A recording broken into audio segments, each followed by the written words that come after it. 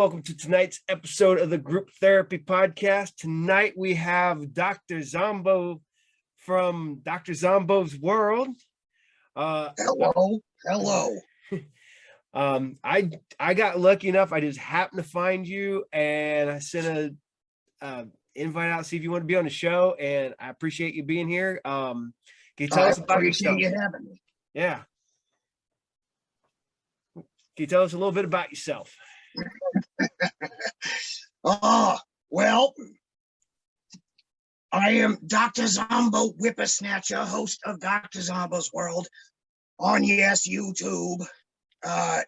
Since TV's all screwed up and shit, I just kind of gave up and went on to YouTube.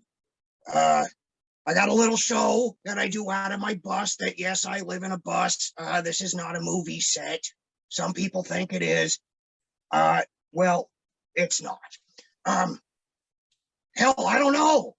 I'm just a creep who lives in a bus. I do weird shit and I put on a show and people either dig it or they don't.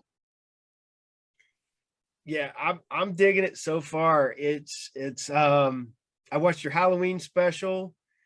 And I watched probably about 4 out of I don't know how many episodes you got, but I've watched. Fuck, I don't know either. Yeah. I think I watched episode 4, 5, 7, and 8, and then the Halloween special. Perfect. The Halloween special is my favorite. I had a lot of fun doing that one. I like to introduce some of my other friends, if you will, and family and creeps and whatever. Yes, I'm a big fan of like the horror hosts and stuff like that. And you're pretty much a horror host that doesn't host horror movies. Precisely. Like. Yeah, I love it. I got lumped into the genre. I'm very proud to be. But hey, man, if they want to call me a horror host, that's fine. I just, we've all seen a million horror movies. I could talk about horror movies all day. It gets boring. I wanted to, I don't know, spice it up a bit, give them something to talk about. Yeah, it's funny because I'm sitting there watching, like I said, watching your episodes, and I don't know how you can take this, but it's Rob Zombie meets Jim Rose Circus Sideshow on an acid trip. And hey, well, a lot of it might have been written on something of the hallucinatory type. I could see that. I have mad respect for Rob Zombie. I'd like to meet him one day just to pick his brain. I think we got a lot in common in a weird way. You know what I mean? I don't know. I try to talk to people that I think are like me, and then I just creep them the fuck out and I don't want to talk no more. So it is what it is. But thank you. I take that with a much higher esteem. Yes, it's a fun show. It's definitely not family friendly. It depends on family though. Well, I mean, look, you got all this crap for kids all the time. Okay, everybody's trying to be family friendly. Well, fuck that, man. I want to give something back to the adults, the hardworking assholes out there that come home and hate life and hate people and just want to sit down and have somebody talk to them like a friend, an adult. You know what I mean? Oh yeah, definitely. Because it's Mr. Rogers on crack. Yeah, and I'm not like the guy in the book, the little book. I love that. Oh, Mr. Dodgers, yeah. Mr. Dodgers, yeah. And that's it looks like you and Danny Trejo became one person. Well, thank you. Yeah. Mr. Dodgers is a trip, man. He kind of came with the bus. Hell, I don't even know how he ended up here. I had a nice Ernest Hemingway book to fucking put a handle on it and a couple lights. Next thing you know, he's crowding the shit out. And roommates. Yes. You can't kill them and you can't hide them for too long. So I might as well, try to make some money off them or something. Where is Docta Zombo's bus at? That is a very good question that I probably will lie to you about. It is in many different places, but it is somewhere as of right now in the Pacific Northwest in an undisclosed spot in the middle of the woods with just enough Wi-Fi signal to do this show. You got a big Bigfoot problem up there? I got much bigger problems than Bigfoot. See, Bigfoot would be a blessing. It's people that drive me up a wall. You got to watch out for them. They talk, they breathe, the whole thing. Yeah, the living thing. I don't know. Yeah. Is your mom still living with you? My mom? No, thank God. That bitch is gone. I think. She always pops up, takes off, comes around. I mean, I could be in the bedroom, doing my personal duties, and here she pops up trying to give me popcorn. I don't need it. But thank you for asking. Don't say your name 3 times either. I don't need it popping up right now. You know what I mean? Nah, and you're this Swami. Oh, Swami. He's been with me forever. See, back in the day, he was how could I say, kind of on the pervert level, kind of a little touchy-feely with women. I got him out of a jam. We went on the road. He moved into the bus. He cleaned up his act, stopped snorting coke, and he's a little better now. He's a good guy, though. Really good. Great musician. Yeah, he's got to wear that. His face got a little messed up. See, he got a little too close and friendly with someone. The chick was cool. And then, just kind of tossed a jar of some sort of acid in his face and screwed him all up. So he's been a little more humble now. Yeah. Maybe burn the sickness out of him. I don't know. Yeah, that'll do Good it. Guy, though. All right, man. You guys, I've seen you guys get a lot of music and a lot of good music. Where do you get that at? You just got people that get a hold of you that or you go out looking for people? Oh, I put my feelers out there because Facebook is full of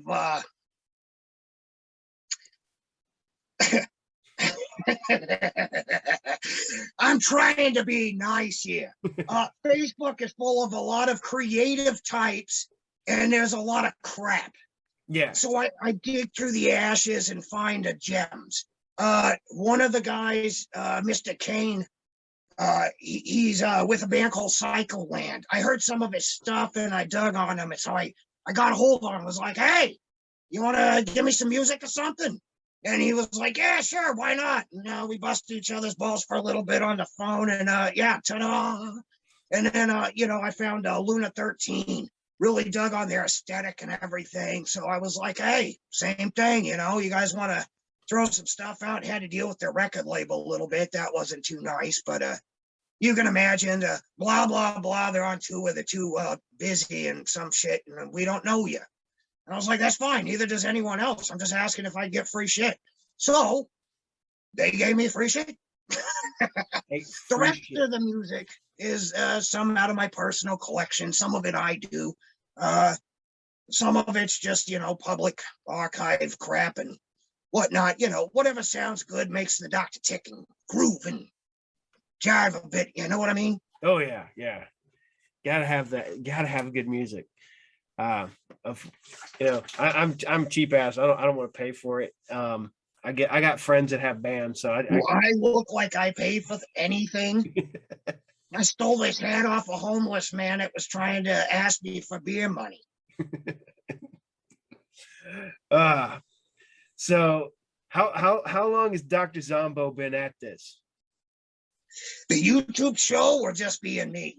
Being me for a very, very long time. But I will have to say some of my older episodes explains the old Doctor versus the new Doctor. And sometimes we get mixed up with each other in the same realm, The old Doctor was created in a lab. Long story, different person back then. Much more dangerous.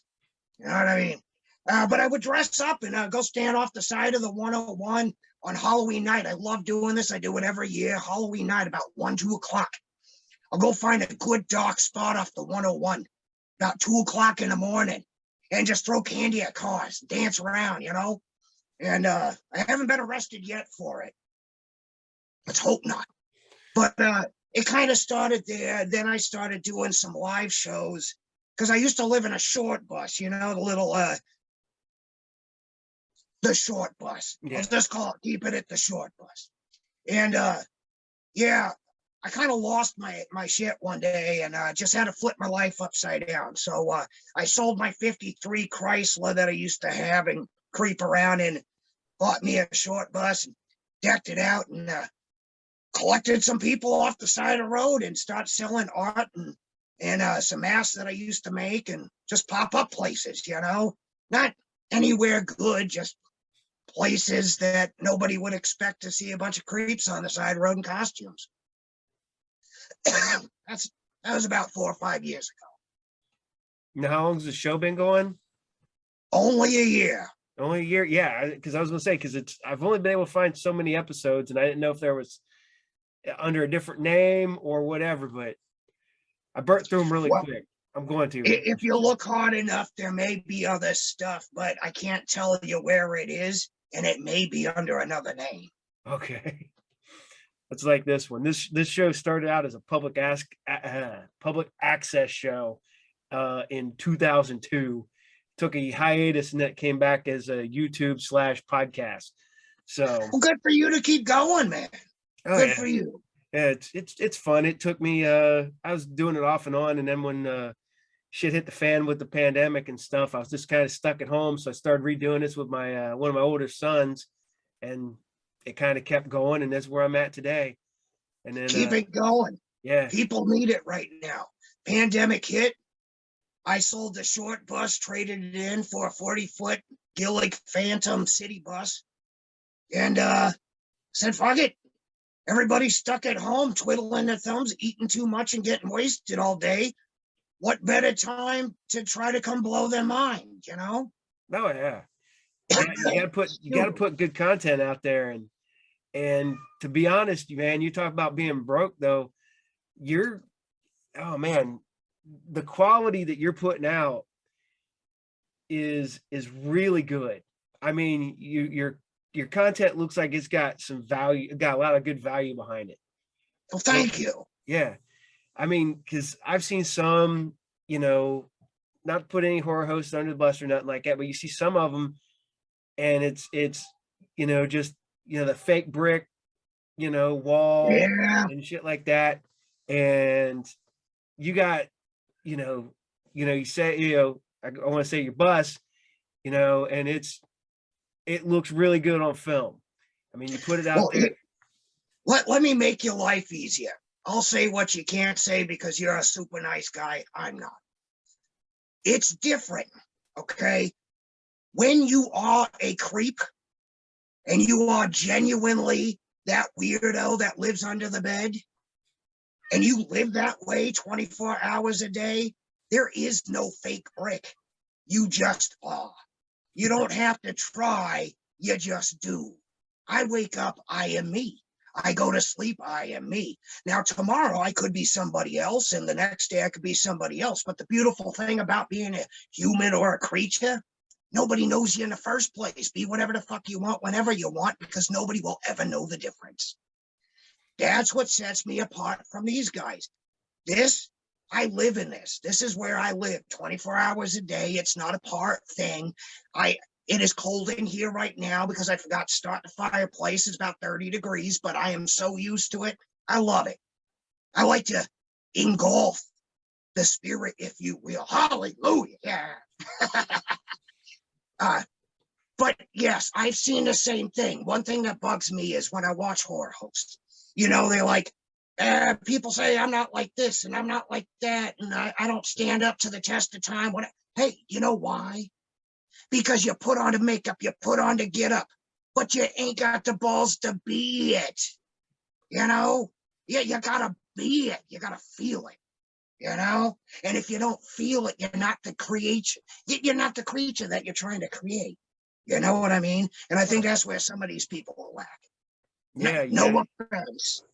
you gotta be the gimmick. You gotta be the creature. You gotta be the thing under the bed.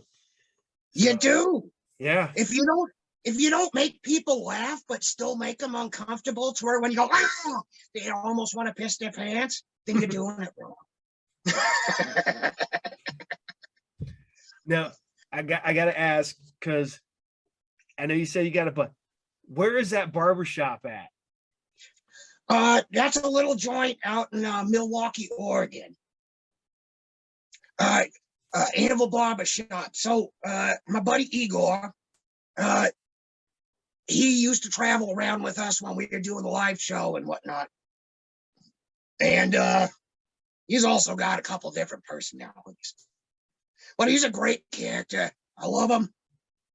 Great guy. He does great cuts too. And I mean, he's not going to slit everybody's throat. So be warned. Anvil Barber Shop is not a murder shop. It truly is across the street from the morgue. But don't worry about that. It's okay. He does great cuts. A real homey place, you know. You saw it in the show. Yeah. It's chill. It's old school. He's always playing, you know, old Robert Johnson and stuff, and just chill, straight razor shaves, always packed in there, you know, giving the people something different. That's cool, because I mean, there's nothing like that around here at all. I mean, there's not a lot of places like that in a lot of places, but I apparently attract a certain type. I'm very picky about the people I'm around. I have this gift, see. I see through people. Unfortunately, a lot of my friends kind of call me what would you say, emotional vampire. And I don't like the term. I think it's kind of mean. You know what I mean? Hurts my feelings. No, it doesn't hurt my feelings. I give a fuck. But it's because I can pick up on people's emotions, and I can spot somebody being fake like that. yeah. I know when they're nervous. I know when they want to ask something. I know what they're thinking. I'm not psychic. I just know things, and I can feel it. So I play off of it. It helps with my gimmick. Yeah. Because if you can get into people's minds, you can really just screw with them big time. There's a reason why they call me the doctor. The doctor. And that was what's funny, because I'm sitting there trying to look Docta Zombo up, and I'm like, why can't I find you on YouTube? And I realize it's Docta, not doctor. Yeah. Well, yeah, there's too many doctors. Yes. You know what I mean? Doctor just sounded better, you know. And not only that, it's funny. You try to look me up and you get Docta Zombos, the weird video game character or some crap.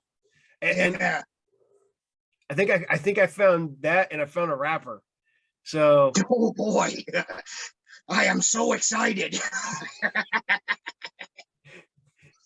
hey, better than me. I get I've gotten emails and invites to conventions, because there's a guy that worked, I want to say, at NBC, whose name was Paul Lee, and they wanted me to do somebody emailed me thinking I was that guy. I'm like, did you even look who the hell you were looking up?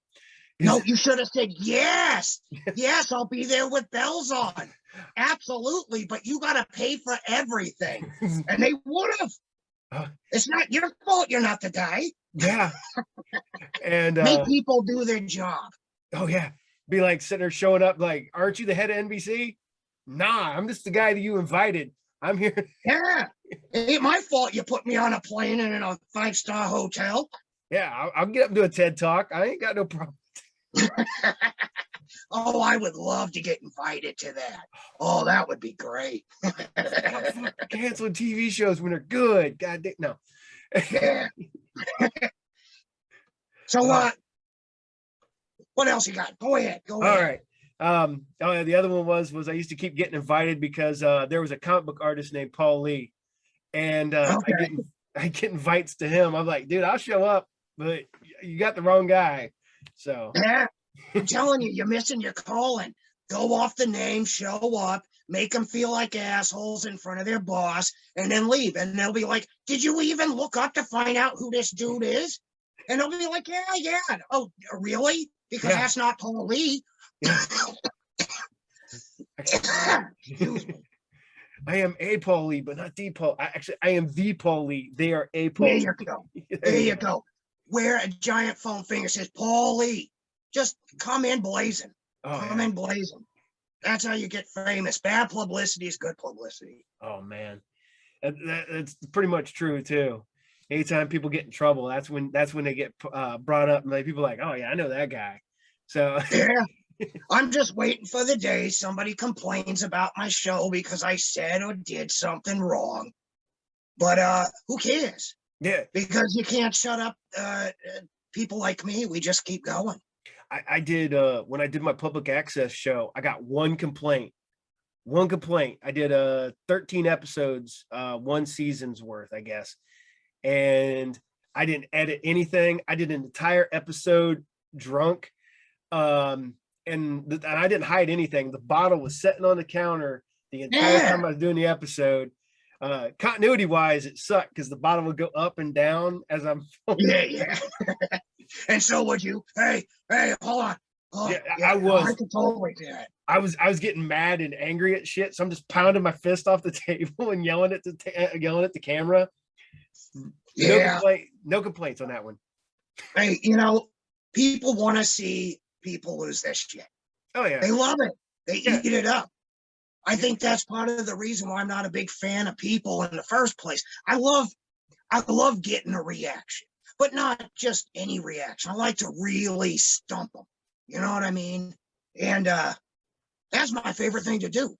Just completely scramble their brain, especially in person, because nobody's ready for it. They don't know where I'll pop up, why I'm there, what my purpose is, what I might do. It shits and giggles. For example, I used to do some shows down in Portland, Oregon, okay? And they have this art walk, okay? So I have all my paintings and my mask and my weird haunted crap that I collect from around the world. And I got all my characters. Now this is Portland, fucking Oregon, okay? It's supposed to be the weird capital of the world type shit, right? yeah. It's not. It's not. I don't know where these people were hiding. There's 10,000 people walking around. We get there, I'd pull up in the short bus, says Zombo right on the front. And it was back in the day when it was called Docta Zombo's Auditorium. Show up, everybody pile out, had a psychic doing fortunes in the bus. And Igor and me and my chick, Nova Geometricide, and we come out and I'd roll out the rug and pop up the tent on the side. Ladies and gentlemen, boys and girls, step right up. Let me read your fortune. No bones, no tails, just me inside your head. And I'll tell you, you know who it freaked out the most? You'd be surprised. The biggest, burliest, jackass musclehead you've ever seen, all of them, they leave their girlfriends there. Just keep walking like they never even saw me. Girlfriends, hey, where you going? Where you going? You're just gonna leave me here. And they just be walking. So I chase them. What are you doing? You're scared of just a guy in a bus? I'd freak them out every time. I love it. Love it. Give them something to talk about. I found that out years ago. I did like a haunted corn maze, and the biggest, burliest guys would knock their girlfriends aside to get away from you.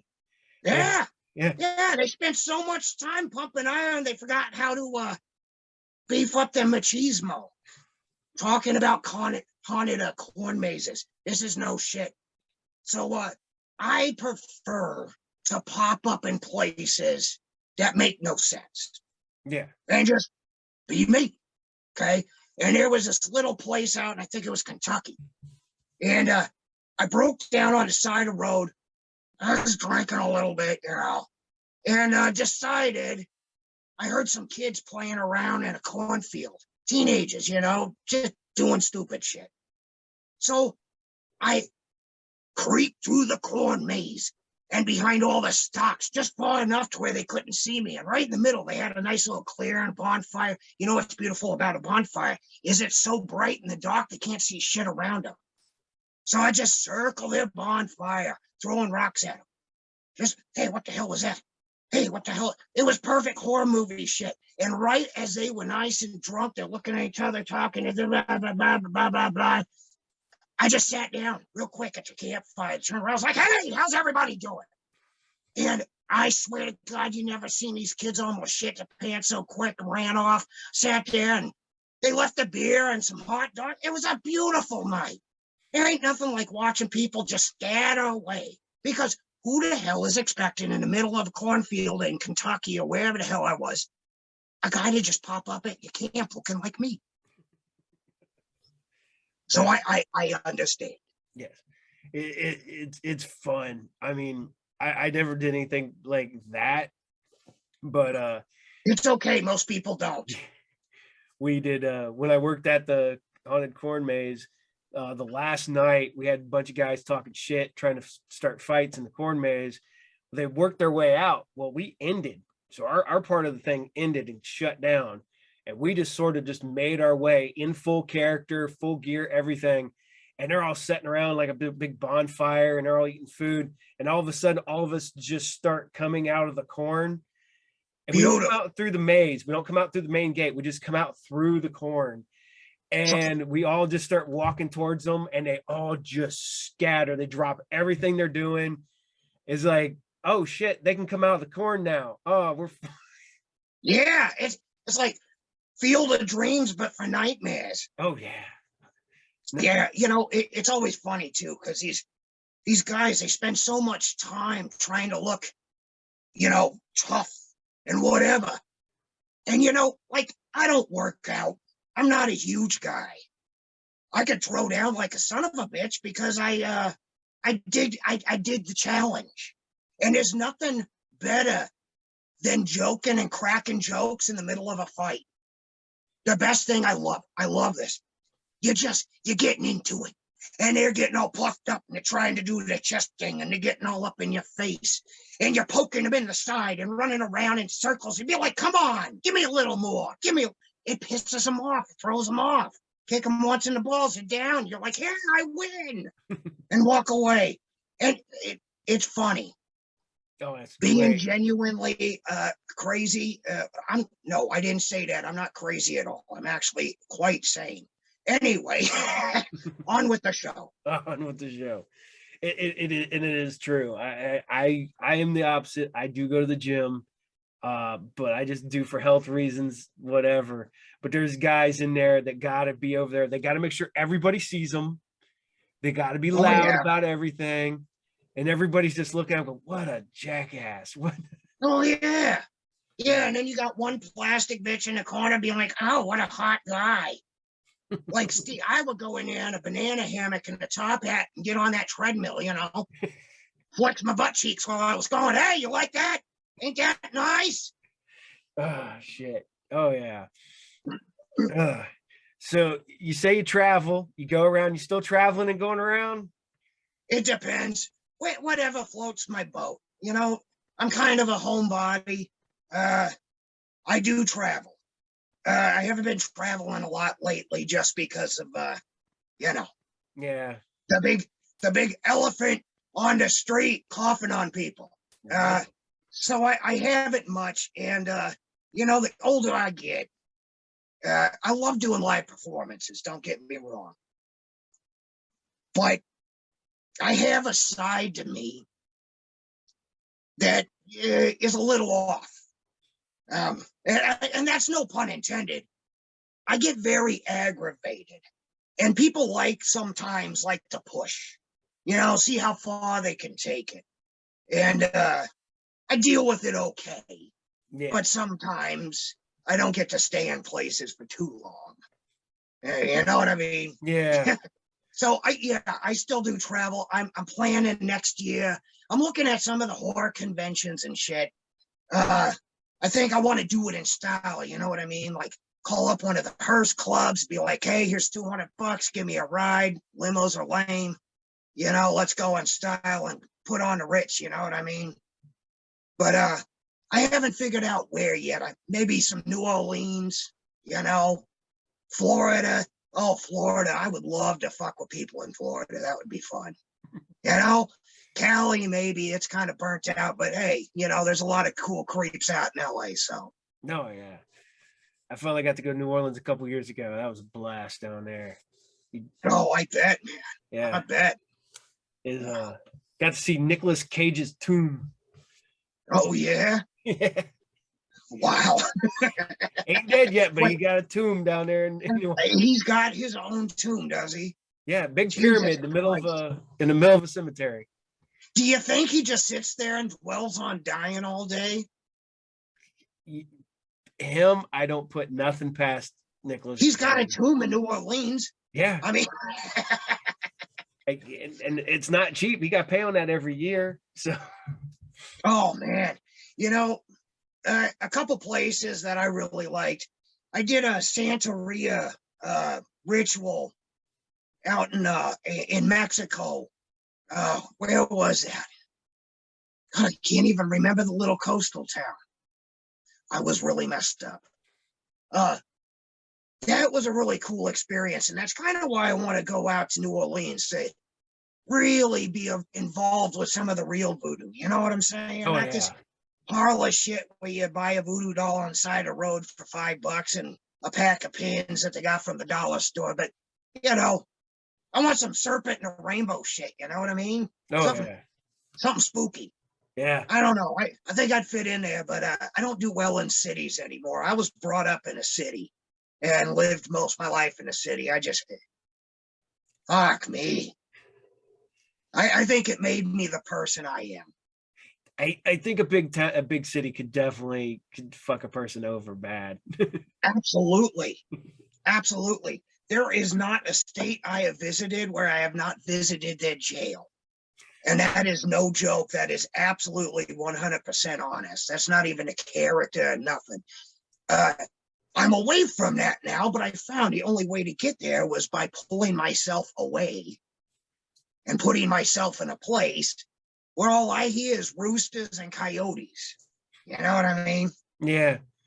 Much easier. People start talking and shit, I lose it. So I know you got a small group of people that you do hang out with. And are those the people that I've seen in your on your show? Are those people that travel with you that go do shows with you? Sometimes, Okay. sometimes a couple of people that used to travel with me are no longer with us. Creative differences. That's all I need to say on it. The Yeah. people that are with me now are good enough for now. Those are my friends. Uncle Lazarus, he's been around for a while. Ma's Ma. Yeah, just that's Ma. You know, Suave's always with me. He lives under my bed. See, it's kind of like a bunk bed, but I wasn't that gracious, so it's kind of a normal sized bed with a mat stuffed underneath and a little bar cage thing. So I just keep him in there. He doesn't talk, so what the fuck do I care? You know, I sleep just fine, like a baby, snore right through the night. You know, he's Yeah. got his little cup with water and stuff. I'm not mean, you know, no animals are hurting the production of my show, including Suave. What show you got going next? Like I said, I think your last one I saw was your Halloween one. You got another one coming up? Yeah, I'm taking a 2-month hiatus. I got to regroup my head. When I do the show, I really got to delve deep. You know, I don't typically write anything down. I don't really practice anything. I literally just kind of turn on the camera and say action, and then we just kind of do shit. You know what I mean? Yeah. Nobody's a trained actor. We do all our own stunts. Actually, we haven't done any stunts yet. We probably won't ever because we're lazy. But the next show I'm shooting for the end of January, and then I'll be back on my monthly. I was born on Christmas Eve, believe it or not. So I personally hate Consumer Day. I like the feel of it. It's warm. But goddamn, if it doesn't drive me nuts, you walk into a store, you got somebody ringing a damn bell, and Mariah Carey still singing. Why? It's annoying. You know how many good Christmas songs there were? Oh yeah. I don't know. Halloween to me is more giving. Yeah. You know, think about it. Complete strangers show up at your door, dressed like serial killers, maybe have a knife, covered in blood. Give me something for free or I'm gonna fuck you. You know? And people are like, yeah, sure, here's stuff I bought. Go ahead. Any other time they call the cops or shoot you. How is that not more giving? No, Yeah. instead somebody comes to you with a list. They're like, well, I want this, and this model's out. And if you don't get this one, it won't work with this one. I just say, fuck you. You get what I give you. You don't like it, fuck off. So Christmas is not really my time. So I try to skip past that and get right into the new year. I don't blame you. I'm one of the people that day after Thanksgiving to about mid-January I could do without. Yeah. I literally have not celebrated a single holiday but Halloween for the past 10 years. That'd be cool. Yeah. Hey, my girl, I'm glad I'm with Nova. Great woman. She's a creep just like me. I was like, baby, fuck Valentine's Day. I'm not getting you shit. She was like, great, because I can't stand that holiday. And I was like, this is perfect. Match made in hell, you know, it's beautiful. So we don't do all that crap. Birthdays. Yeah, birthdays. I mean, fuck, I've had so many now, I couldn't even tell you. Now, yeah, like me, I might take some notes, but most of it is I just come up with it off the top of my head. Like I said, you just legitimately look like you guys are having fun doing what you're doing and just doing it how you want to do it. And I gotta give you all kinds of props for that. That's just fun. I mean, you guys just, like I said, it looks like you're just having a blast. We are absolutely having a blast. I couldn't be more pleased. And a lot of the people that were like in the Halloween special, JV you know, Mr. Kane giving me some music, you know, Chris Campbell, all these people went and Toy Box, he's my fave. He's the one who did the, you know, the little cartoons and stuff. Yeah. These people are from all over the US. And I found them through Facebook also, because I figure if I'm going to be online, you know, things aren't what they used to be. It's not like you put up a bunch of flyers and stand out and peddle your show on the side of the road anymore. Now you can, but the crowd that you get might be a bunch of Cornhusker fed, you know, farmers that want to kick your ass until you freak them out, and then they run off on their John Deeres and, you know, take off into the wilderness. So I was very blessed to have these people find me just weird enough to loan me this stuff and say, hey, please, we would like to be a part of your stuff. So things are kind of picking up, you know. I'm trying to get away from talking so much, because the first, you know, 4 or 5 episodes, I just ran, you know, but I kind of wanted to introduce myself in a deeper way to kind of explain, hey, I'm here, I'm weird, you can talk to me, you know. Yeah, I want to get to people. Like I said, like a Mr. Rogers on LSD or something, you know. That's cool. I mean, it's I like those early episodes because it is you're just ranting, you're going on. If you catch some of my early episodes, I go on. Oh, I have. I have watched all of it. You watched almost all of them. They're about an hour long each. So yeah. I packed as many as I could into one night, sat down with a big hoagie and, you know, a giant cup of coffee because I'm up all night. And I went through, and when you were talking about the horror host, we're not going to mention names, but I did watch one where I was like, there's vampire teeth. Why do I feel like I'm in a Zoom business meeting? That's as far as I'm going to go. Very nice person. Yeah. Safe person. But yeah, no, you've been kicking this shit out for a while. Yeah. So you've got me beat by a decade. So yeah. Good job. Thank you. It's just having fun. I mean, I like you with Facebook. I just started putting it out there, and like, I'm like, man, I was like, I want to start interviewing people, and people like you. I was like, hey, do you want to be on the show? And you're like, hell yeah, I'll be on there. And I said, yeah, and I was literally scrolling like we all do, and I was like, hey, horror host, do you want to be a part of a show? I was like, yeah, sure, why not? Yep. I had no idea. I just said, what? Yeah, why not? So thank you. Thank you for putting it out there. I hope you're not disappointed. No, this is fun. This is a good time. Well, you better be having fun, God damn it. I am most definitely having fun. It's I mean, I was gonna be watching Sex in the City, but I stopped for no, I hate that show. Anyway. I legit say never seen an episode. Never nothing. I watched part of one because a friend of mine blew my mind. I had this guitarist in this band I was in. And I come over to his house and he's sitting there with popcorn and just like chilling on the couch. And I was like, what the fuck are you watching? I was like, is this like Jersey Housewives or some shit? And he's like, no, it's Sex in the City. I was like, why? Like, why? Who would subject themselves to this? Like his girlfriend wasn't there. He had, like a candle burning and shit. I'm surprised he wasn't in the bathtub with little flower petals. I don't know. Hey, to each their own. He wants to get all mushy with Sex in the fucking City, then fine. Throw me in front of the boob tube with the honeymooners and I'm fine. I have not watched The Honeymooners in a very long time. Well, you should.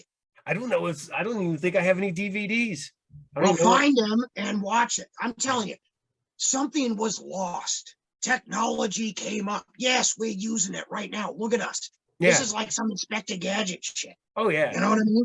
Yeah. Okay. But like last night, I was running through the old Gang and Laurel and Hardy, and it was ahead of its time. I'm watching Little Rascals, and this is before, Buckwheat, where they started making this like stereotypical little black kid.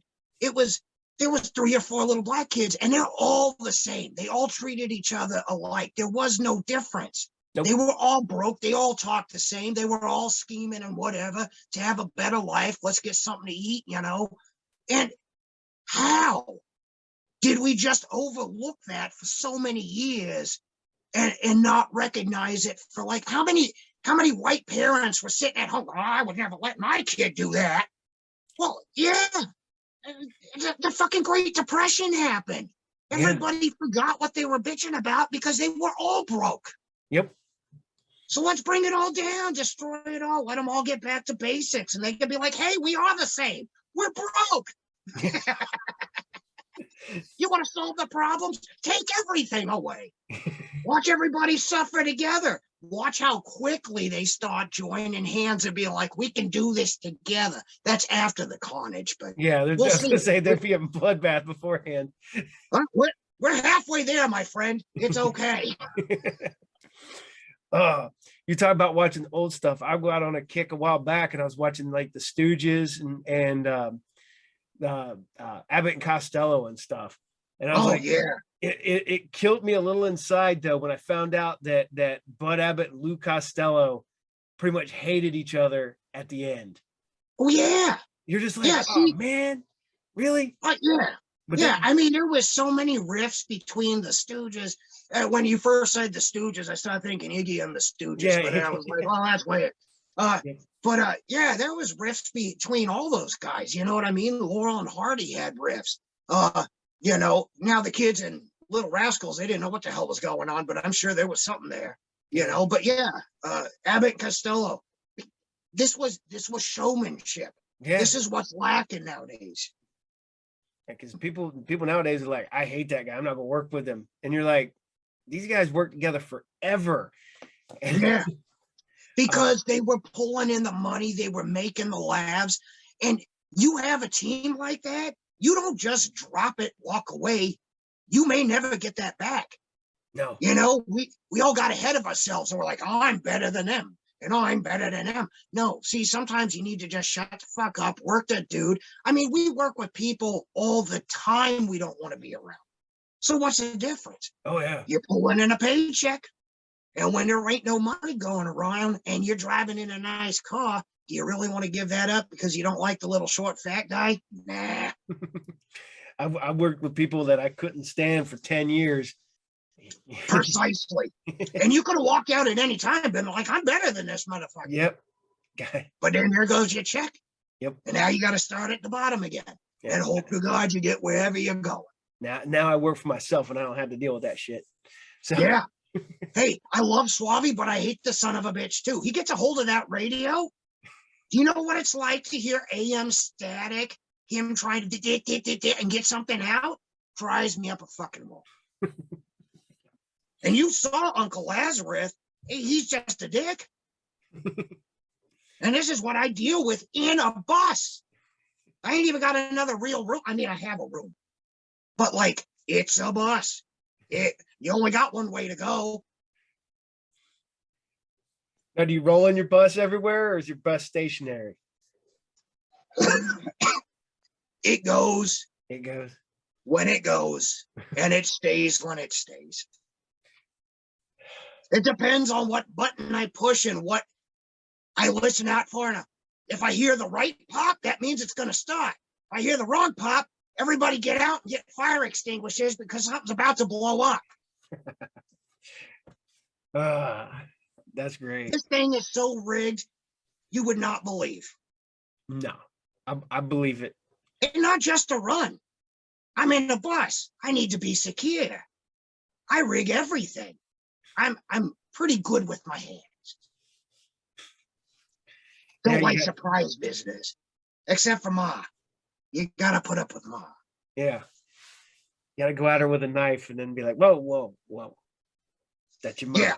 Hey, so yeah, I'm not gonna go into that story. That's a bad story. Well, it's a good story, but it's not a story for a show. For a show. Yeah. It's funny looking at your bus. You got a wood burning stove in there and everything else. Yeah. That's a 1893 Paula stove that I found in a junk pile that was all rusted out.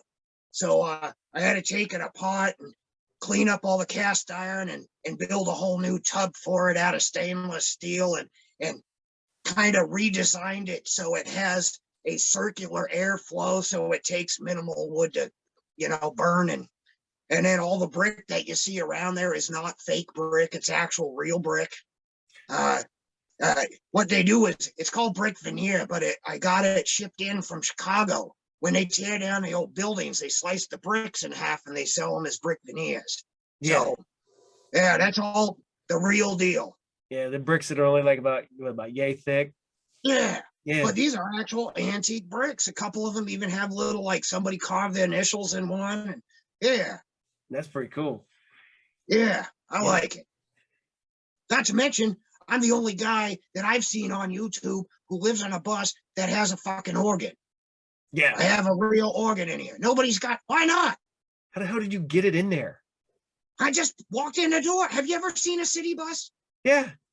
They pull fat people in wheelchairs all day long. I've got hydraulic lifts and shit. I just pushed it in. It was legitimately the first thing I ever put in my bus.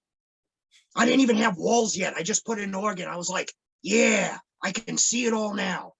Got to start somewhere. Yeah. Believe it or not, you would be surprised. You know how you watch these, I don't know if you watch any of these tiny home living ukulele story IKEA fucking little yuppie kids like, yeah, well, we didn't really put it together, but I made this beautiful pallet wall out of crap. These motherfuckers. First off, let me tell you, from living in a bus, you ain't getting away with having all those windows open, okay? That's called cold air, and it gets cold, okay? Yeah. School buses, not insulated well, and when you do insulate them, you just dropped your 6-foot ceiling down about 5.5. Good job. Yay. Okay? These motherfuckers, I hate it. My entire bus, I only paid $23,000. It doesn't sound like much compared to a home, right? Mm-hmm. It is. It's a lot. I traded my bus, put down $1,000. Then everything in my bus put together, I have only spent $1,500. And that was on screws, wood, the fancy brick, everything else I found on the side of the road. Little bit of paint, couple screws. The walls are almost 2-inch thick. with 2-inch thick insulation. The floor is insulated. The ceiling is insulated because city buses came like that, you know? And it's like, you can live like a king off other people's trash. And these idiots are going to IKEA for something that's going to fall apart. And then the kicker, I'm going to live in there with my 5 kids. They're all little tykes now. They love it. Guess what? First time Jimmy gets a hard on, it's over. Oh no. It's you Am talk I about that. ruining your show? I apologize. My mouth is a little Dude, something. it is not a problem at all. Hey, if I'm still on YouTube, you will be too. Don't worry. Yeah. My one buddy told me, he goes, as long as you get past the first 2 minutes without profanity, you're pretty good. So I'm like, yeah, I could go 2 minutes. Did I make 2 minutes? I don't know, but I've never. I know I've at least dropped the F-bomb at least a couple times in the first couple minutes of a show. So Did you just call it an F-bomb? yeah, I called it F-bomb. So fuck it. I haven't heard that in a long time. Somebody the other day was like, why do you talk like that? And I was like, what the fuck are you talking about? See, you're doing it again. I was like, what the fuck did I say? And you're doing it again. And it took me forever to understand what the hell they were talking about. And then I realized, I was like, oh, they still didn't get the clue that words are nothing more than vibrations in air. Drives me crazy. You know, I don't. Sorry. I had a woman I used to work with. She's like, you use too much profanity. I was like, I don't use enough for the amount of shit I put up with every day. Precisely. Hey, I heard a philosopher once say, always trust somebody that used lots of profanity because they're probably telling you the truth. Yeah, I love it. Read that quote somewhere and I couldn't tell you where it's from though. It's hey, I never understood it. Believe it or not, I grew up in a very Christian household. I wanted to be a preacher as a kid. Imagine that. Baptized the whole 9. Halloween. No shit. I was so devout. I hated my birthday because I thought I was stealing away from Jesus. Okay? So I had my dad build me a life-size cross out of real wood. I mean, not 2x4s. Big ass, mean looking 4x4s. And I carried that thing for blocks and miles, going door to door saying, do you know Jesus loves you? And wouldn't take candy. When I do something, I go all the way. Yeah. Until a little incident on my day where I got baptized, where the preacher thought he would be a little too close. And I backed off. I ain't got nothing against nobody. I think everybody needs something to believe in. Some things are for me, some things aren't. But the one thing that always pissed me off is Christians. Oh, you shouldn't use profanity. It's against the Bible. I was like, show me one place in the Bible that says don't say fuck. It doesn't exist. Nope. King James Version, you hear God running out on the beach with a sword, slaughtering people in a war. You think he was like, oh, gee golly, please get out of my way before I cut your head off. I doubt it. You think he got nails put in his hands going, oh, owie, that hurt. I doubt it. 3-4 days in, he's probably like, what the fuck? Get me down. This sucks. Sorry. Can't follow you there. But it's true. Oh. Can you imagine somebody up there trying to... There's a guy that I used to work with. I don't know what his deal was. He was afraid to say the F-bomb. I don't even think I'm pronouncing that. Anyway, he would say, this guy over there is really fricking it up. And I was like, wait, what'd you say? He's fricking it up. Oh, I don't curse. And I was like, so by acting like you are, it makes it any better? You got the same syllables in there. You're still going for it. You just don't have balls enough to kick it out. Just stick the pie in your mouth. Stop nibbling at the crust. Yeah, my wife always is the one. It's like you need to calm down. I'm like, what? I was like, I'm like you. I don't realize I'm cussing until it's long gone. You know, I've already Yeah. gotten past where I was. I'm on to a whole nother conversation. And everybody's like, well, you don't need to say that. What'd I say? Oh, shit. These are Okay. the same people watching heads get exploded in like The Walking Dead. Okay. They're watching like rape scenes in movies, but then somebody said, Lord, it just said a bad word. Excuse me? You know, like, how does any of this make sense? Somebody made a comment on Facebook the other day. They asked this question: why is it that it is necessary to always have sex scenes and TNA in horror movies? What kind of question is that? I had to comment back. I was like, because when is the most vulnerable you feel besides taking a shit? Yeah. Getting it on. Nothing scarier than a dude with a knife cutting into your tent while you're having the best time of your life. Well, You know what I mean? Oh yeah. The scene, shit, was it Friday the 13th? Oh goddamn. Is it 8? Where the girl's on top of the guy and the stake goes through her and pulls up. Yeah. That's amazing. Yeah. I love the one where he takes a harpoon and it goes through the eye and comes at the camera. 3 in 3D. Yeah, good stuff. The only movie, no, I've seen 2 movies in 3D. The first one was Jaws 3 in the movie theater, Jaws 3D. It was horrible. Yeah. I put on the red and blue glasses. I got a headache. I still thought sharks were cool, but like, holy crap. The second one was a remake of Night of Living Dead in 3D. Had Sid Haig in it, I think, somewhere. Yeah. That. Horrible remake, but it was great all in the same. Sometimes I say things are horrible, but it means I really like it. You know, like Opposite Day or some shit. Yeah.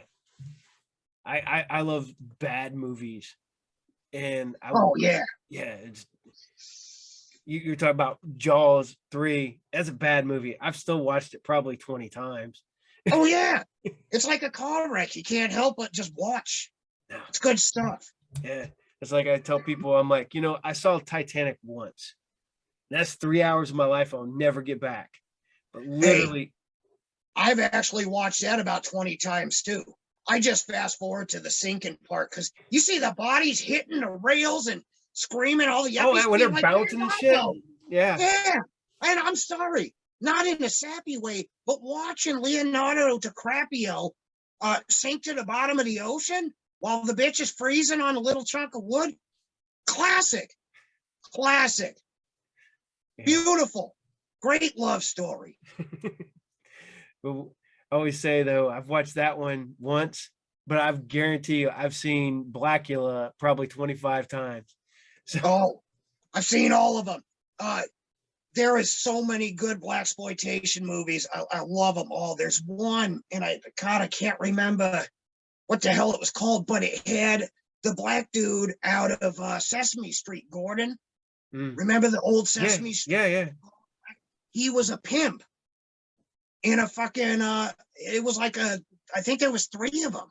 And I can't remember what the hell it was called. I wish I could remember off the top of my head. But the first time I saw that, you know, he comes out of his badass car with his big pimp shoes on and shit. I was like, that's a guy from Sesame Street.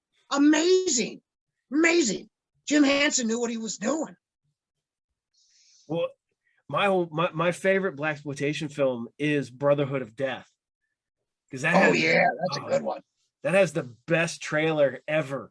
Hey, you want to see a real fucked up one? Watch Sweetback, Sweet Revenge. Yeah, I've seen that. Opening scene, whorehouse. 10-year-old kid screwing a whore, and she's all, oh, Sweetback, and that's the beginning of the movie. Yep. Blows your mind. I was like, this is the shit. Oh man, it's funny because I grew up in a small town and we had like 5 video stores at one time, and none of them ever said shit on what you rented. So you could go in there, and as long as you weren't renting porn at like 12, they were fine. Yeah. So I burnt my way. They didn't even know what the hell you were getting in the first place. No, they just went back there, pulled it off the shelf, handed it to you, and went on their way. So I burnt my way through the horror section, the exploitation section, and you know, some video stores had an exploitation section, but most of that shit was just mixed up with the regular stuff. Yeah. But Well, when they don't know what they have, man, and that shit will twist your mind, but it's amazing.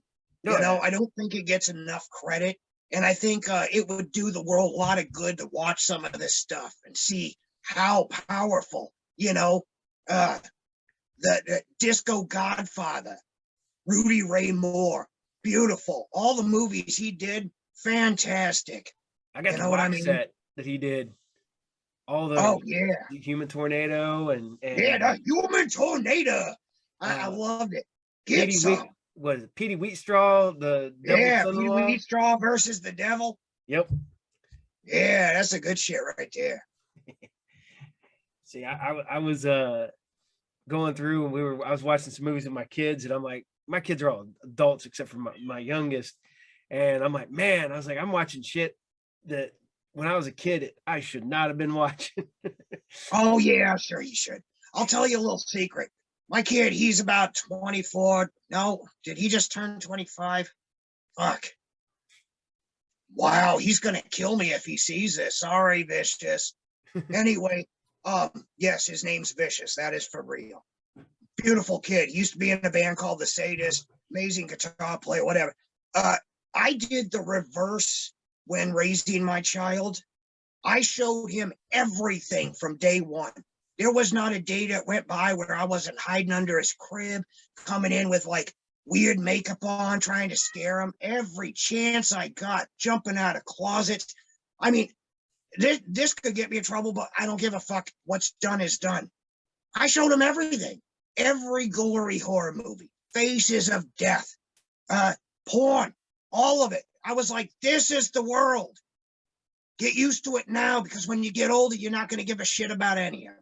And you know what? He's never been arrested. Great kid, super smart, ain't afraid to be around people.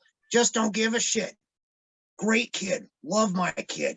And a lot of people looked at us like, what the fuck is your guys' problem? You're rotting his brain. No, I'm taking out the wonder from the get-go so he's not afraid of shit and he doesn't have to ask questions when he gets older.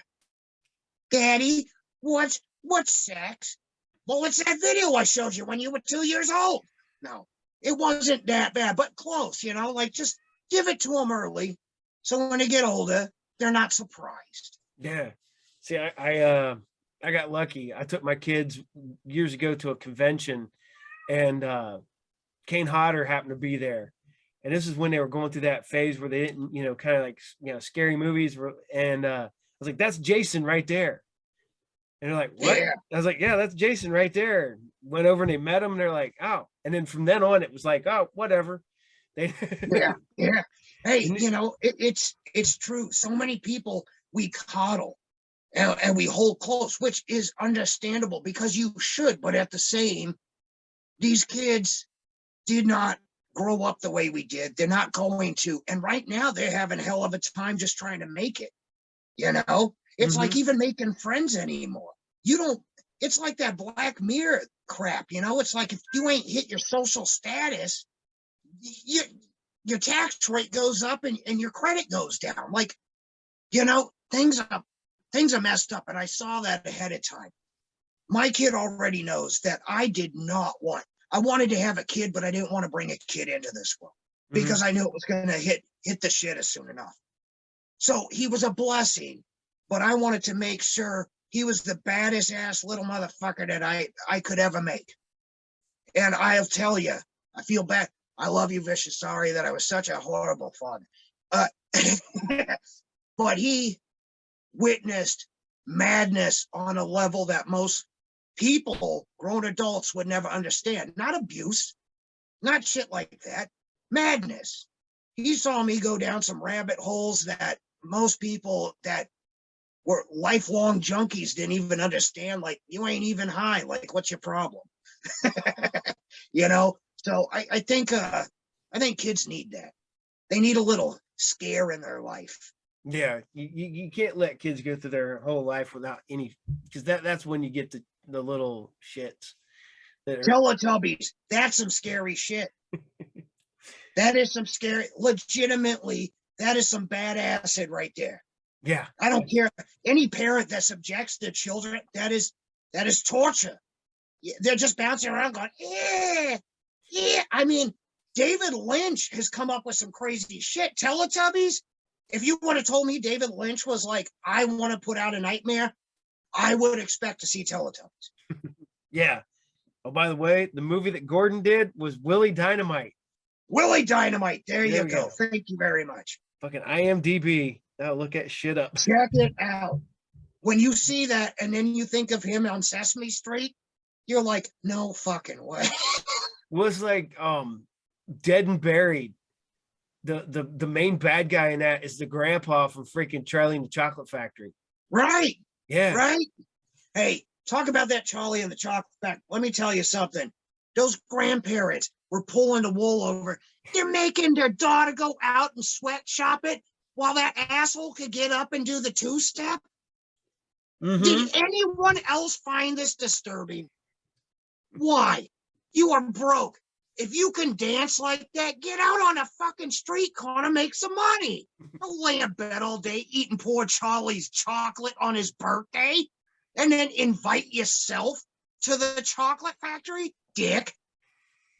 That's why he was the bad guy in the other movie. Yeah, he just went on to be the other one. Yeah, he was a dick from the beginning. There's a bunch of those. God, I can't remember what fucking movie I was watching the other day, and the one of the main bad guys was a children's show, and I was like, fuck.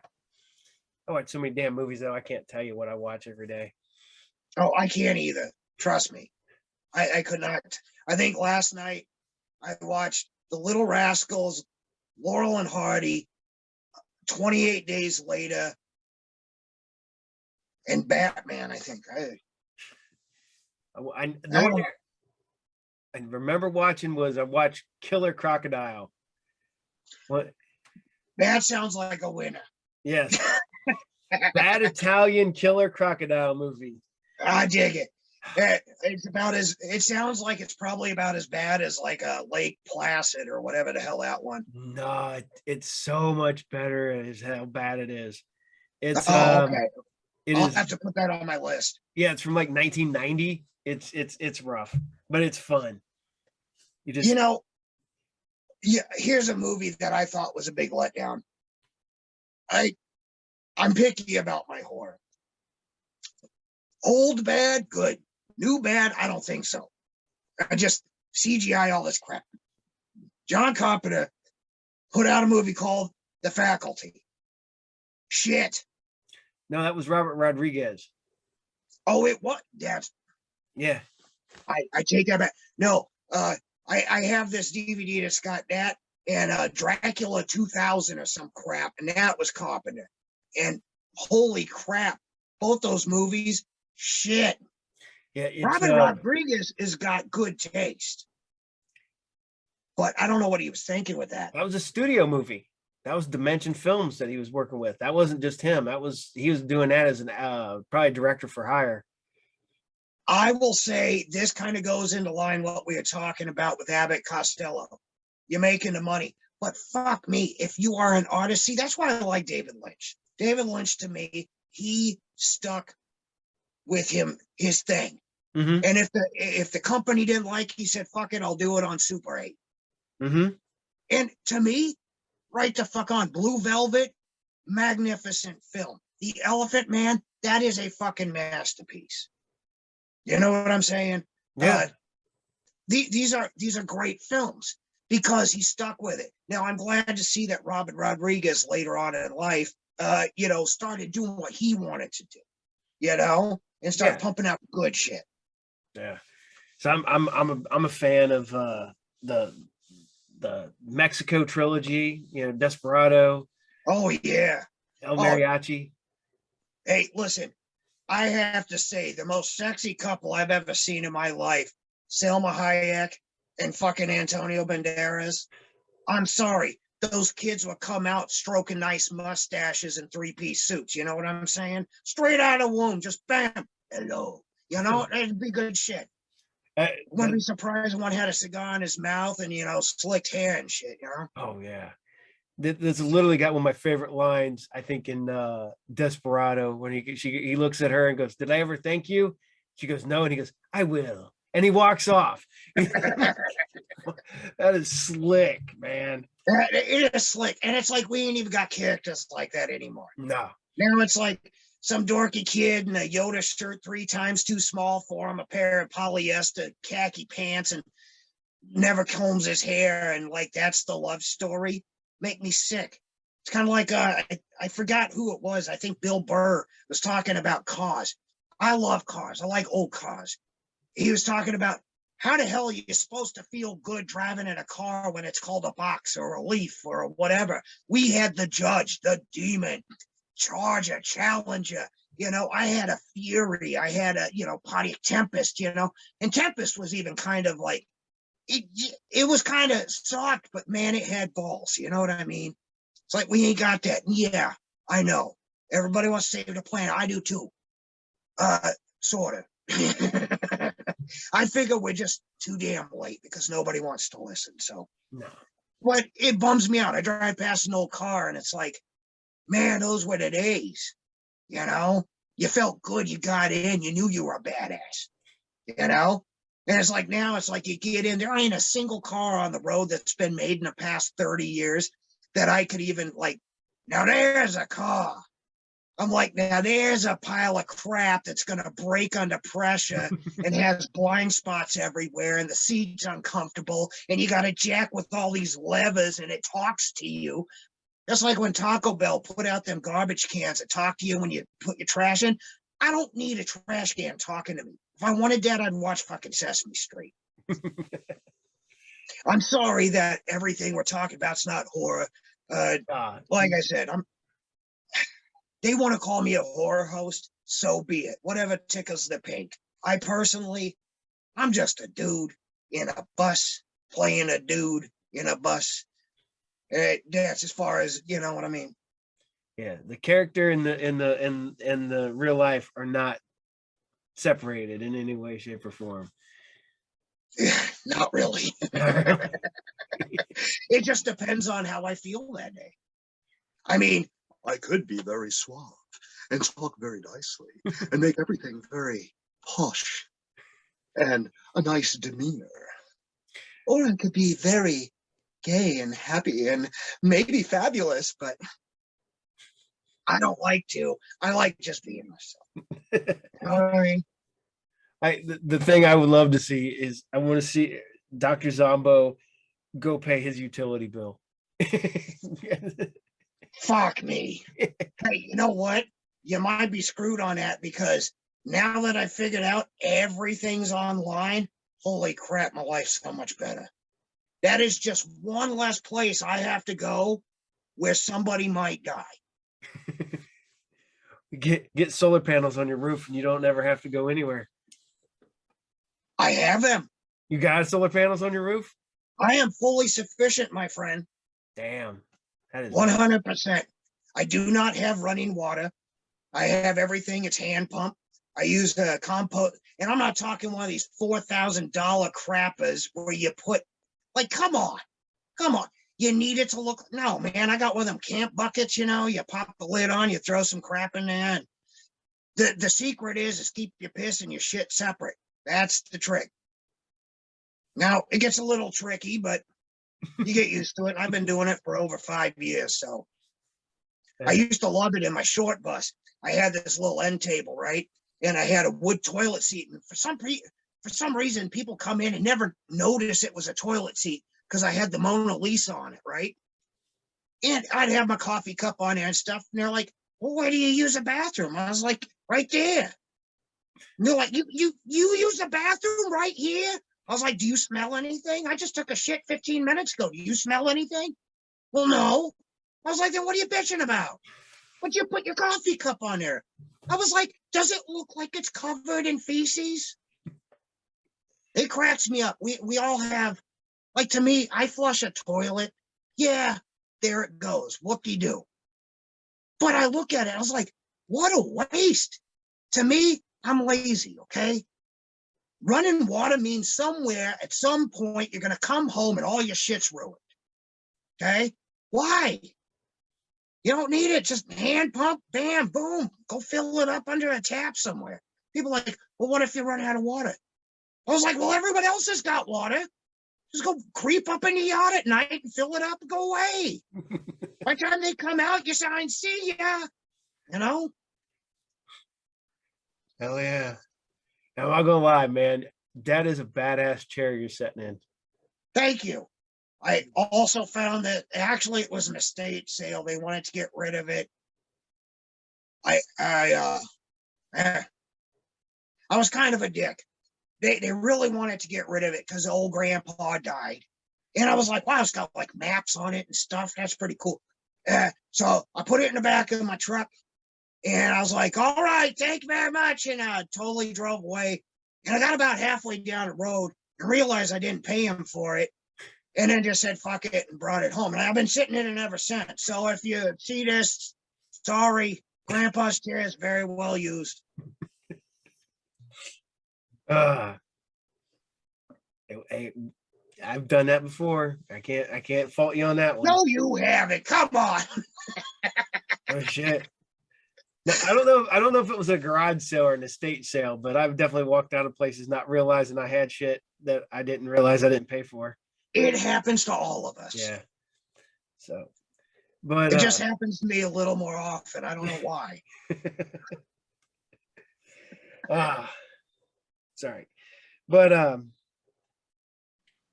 so you've got all this going on. You're living probably got to be the best life you could live. You're having fun. Yeah. Is there anything else you want to do? Everything. Everything. I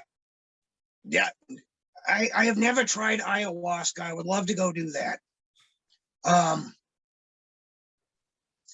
would love to I don't know, maybe be, I don't know, like present people shows or something, you know, like out on stage.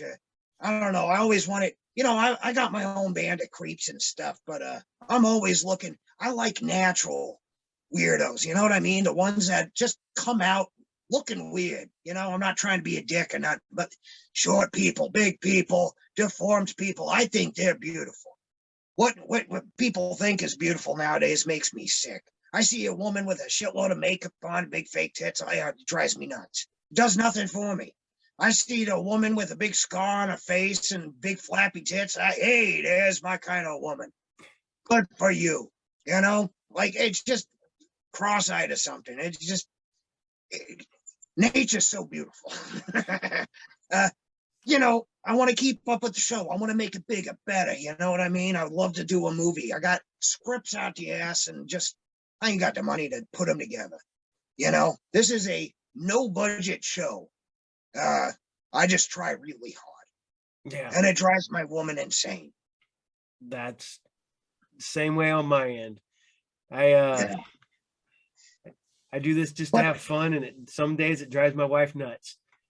Hey, the good thing is that she's got her bus, I got my bus. We're on two different parts of 2-acre property. We're good. I got my lair. My wife's got hers upstairs. She's got her whole area to herself. She comes down here, watches TV or movie with me. She goes up to her area. I stay down here till I go to bed. So yeah, that's how you keep a relationship alive. Yeah. One thing I do have coming up right now, we have a shop that we're putting together, and you know, getting ready to put in a concrete in a couple weeks here, and everything's done myself because, well, I ain't paying some other jack off come over here and dick around on my property. I don't like strangers in my place. You know what I mean? Completely understand. But we're setting up because a lot of people don't know that part of my background and what I do that I'm really good at is I've been a machinist for over 20, 30 years now. You know, and I'm not talking just manual lathes and mills and knee mills and all that, but a welder, a CNC operator. I work with anywhere from 3-axis up to 9-axis machines, giant robotic machines that, you know, 100,000 RPMs, you know, micro machining and high precision with intents and stuff. Most people won't even know what the hell I'm talking about. but we're going to start putting machines into the shop, and then the lab will be created to where I'm going to be taking ideas from people online that send me drawings, say, hey, I'm into cosplay and all this crap. I want something that blows smoke and lights up and boops and beeps and bops, and we're going to make that. And we're going to make it professional and nice, and, you know, show them how it's done on machines with real CAD and CAM software, show them the inner workings. So they understand the doctor ain't just a loudmouth asshole. He actually has something going on. And believe it or not, if anyone's watching Nova Geometricide, check her out. She puts out music and stuff, and she's up and coming. She's my chick. She's also an engineer. She's got degrees and shit. You know what I mean? Like, she's cooler than I am when it comes to that. You know, like, she does the engineering. I know some of it, but she also does machining. Believe it or not, it's kind of cool having a woman that's sitting there working with machines the size of a room and watching these old guys go scratch your head, be like, how's this? What is she? How? What? It's like, yeah, what you think? You think you're the only one with a brain? Now she, in my mind, that is a woman.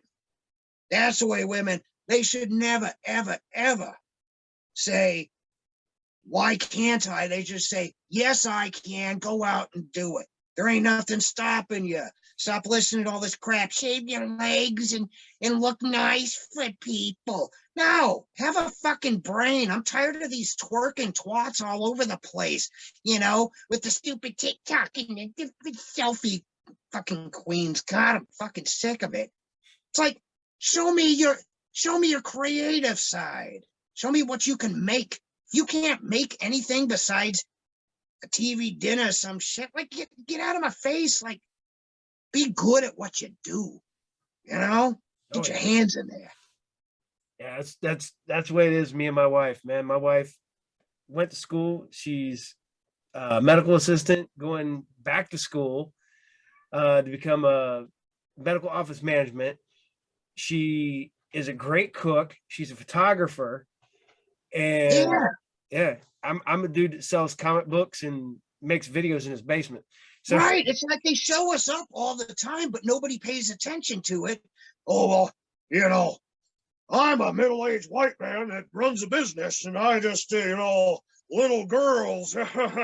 You know, you can talk a big talk, but when a woman walks in and does your job 10 times better, that's a keeper. That's a keeper. Yep. You know what I mean? Like, I don't give a shit what everybody's big hype and whoop and whatever. I'm not trying to, like, jump on a side, but damn if I don't believe in the human spirit. At least I don't like people, but I'm interested in the human condition, and I'm interested, and it's intriguing to see how people's minds get so gummed up with bullshit and what they're supposed to be and what they're supposed to believe and what they can and cannot do, and this is what you can do and this is what you can't do. Bullshit. If you are walking on two legs and you're talking, you're a human being. Guess what? Do something. Our brains are very, very powerful things. And I'd rather be around people that are makers, not talkers.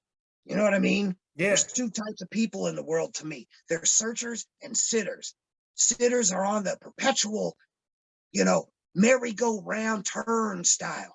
And they never know when to get off. They keep talking about it like, one day I'm just going to step off. One day I'm going to step off. Yeah, I'm going to do it one day. One day I'm going to go back to school and be a writer. And one day I'm going to be a filmographer.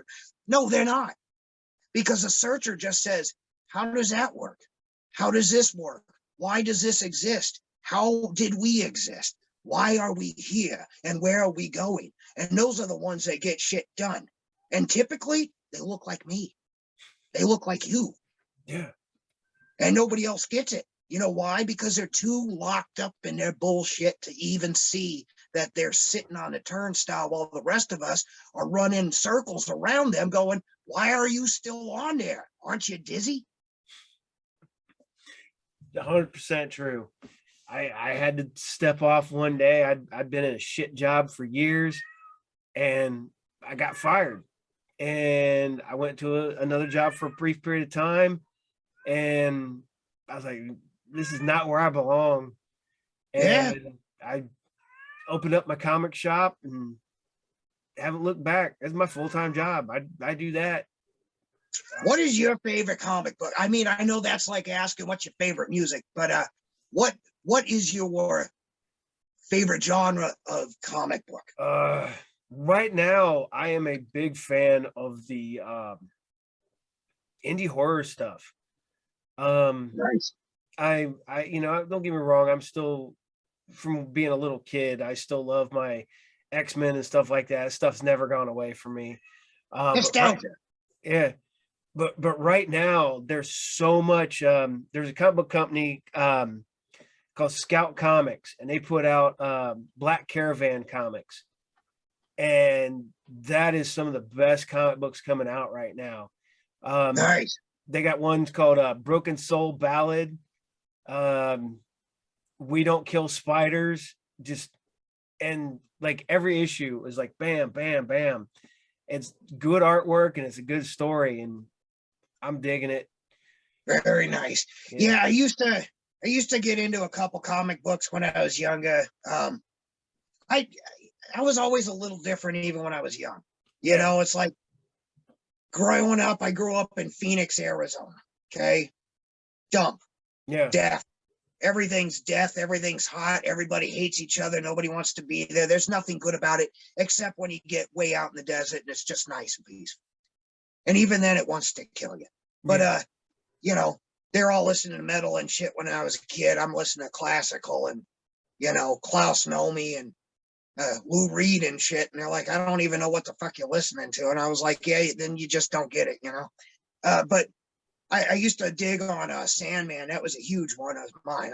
I just loved Sandman. And there was another one that came out, and I don't even know how long it was out, but it was Necroscope. yeah. It's back. Necroscope. Yeah, based on the line of books from Yeah, Brian Lumley. Yeah, yeah. I dug the hell out of those, and I always dug Batman. Probably for the same reason why everybody else does. He is a guy. He ain't got no supernatural nothing. He's just a dude making shit and taking back his city. You know what I mean? oh yeah, yeah. And literally, I'm still reading Batman to this day. So Yeah. yeah, And Swamp Thing. I like yeah, Swamp Swamp Thing. Thing, dude. You go back, that's probably my number one DC comic of all time is Swamp Thing. It's a big fan. Uh, I Yeah. met I met Bernie Wrightson and Lynn Wine and Bruce Jones, all the guys who worked on Swamp Thing over the years. And I mean, Lynn Wine and Wrightson were the ones that created it. So Yeah. yeah, I had my first That's issue really cool. signed and put away somewhere. Man, I used to have so much cool. Like, I still have a bunch of junk in my bus. Some of it is artifacts. I don't have any of the stuff I used to. Something happened back in the day, and I was married for a long time, long time. Don't want to mention the bitch's name. Don't want to talk about how it was. All I know is it broke. I was done, and I walked away. I walked away. I didn't take nothing. I took my top hat. I took my leather jacket, my paints. I think maybe my guitar and my mannequin.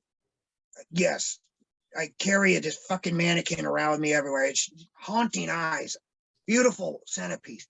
And but I left behind. I had human skulls, real nice, medical. Some of them were medical. Uh, Stuff in jars, had baby coffins, had a giant electroshock therapy machine. I had a cadaver titanium leg joints, and I had a bunch of old comics that were signed. My thing was records. I Yeah, had 3,580 vinyl records, perfect condition. Half of them were signed by people, rare shit. A bunch of old good punk stuff. Love old blues. Had some Bessie Smith and, you know, uh, Blind Lemon Jefferson, fucking Robert Johnson, all the goodies. You know what yeah, I mean? But I left it all behind. So it's cool that you're still following your passion, you yeah. know? You And got to. I, hey, and you know what? I don't knock on anybody with the 9 to 5s or the whatever. I do the graveyard middle of the night crap. So like I'm not much for the day walk of life. I just, that sun comes up, I hear that rooster going, I'm like, shit, time for bed. You know what I mean? But I have to say, everybody's got to do what they got to do. And the way the system's set up, take, screw you. It drives me nuts. They want you to work until you die, and then your insurance costs more than your retirement fund. Mm-hmm. How does any of this make sense? No. You used to be able to retire at like 50 and enjoy. Yeah. Now it's like, hey, are you half dead yet? You're not done yet. Nope. Yeah, like I said, you got to call in sick on the day you die. So yeah, I gave up. You know what? I come when I come and I leave when I leave, and I don't give a flying fuck what anyone says. Be like, I know where doors are just as much as you do. You came in one this morning, I could go out the same one. And I think they're so befuddled, they just mind their own business. Because I tell them right off the bat, I expect one thing and one thing alone. You want the perfect employee that will never ask any questions, never talk to you, never want anything, never complain. Give me what I want up front, and then for the rest of the time, never talk to me again. Leave me alone. Put me somewhere where nobody else wants to be, so I'm alone. And it works out great. Oh yeah. I've had a few of those jobs. I always liked them till people started till they had to decide to move me. And then I hated them. Yeah, that's when I usually walk out the door. I'd be like, yeah, you can move me, but I can move myself a lot faster and make this whole thing a whole lot better. Look, got a trick. I can disappear as the door shuts. So I gotta do one thing for Go ahead. You do what you got to do. It's your show. I watched your episode and you were talking about dreams. And I told this kid it was in the shop when that was on that I would ask you about that. Yeah, shoot away. So your whole theory on dreams is really close to mine. And me and my son had this whole conversation the other night because we were talking about taking melatonin. And okay. I was trying to lucid dream. And I was studying up on it for a while, and I was taking like just shit tons of melatonin because supposedly that's what caused you to have lucid dreams. That's actually your first problem right there, but continue. Yeah. And just watching that, you guys watching you talk about controlling your dreams and stuff like that. I was going through a point because my sleep schedule was horrible at that time, just horrible. And so I never remembered having my dreams. So me and my buddy were sitting there trying to figure out how to do all this stuff. So we're just reading books, checking out stuff on the internet, reading up everything. And one of the side effects supposedly was of too much melatonin would cause lucid dreams. So I'm like, okay, I'm going to try this. And it didn't work, but I tried it. Right. So is your question, how do you lucid dream? No, just how do you do it?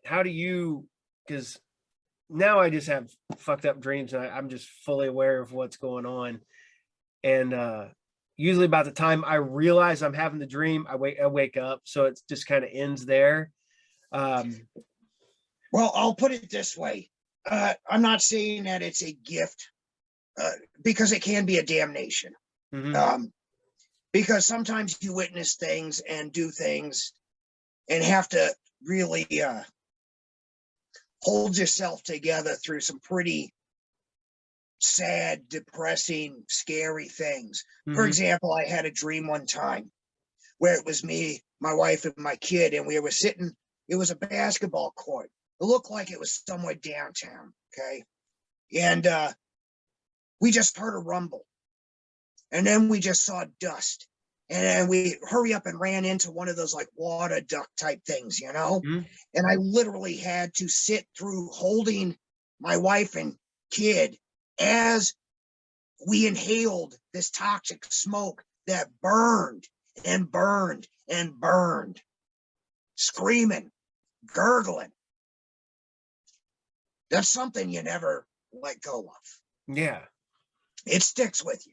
Yeah. Now, did that actually happen? No, it didn't. Did it happen somewhere? It might have. I don't know.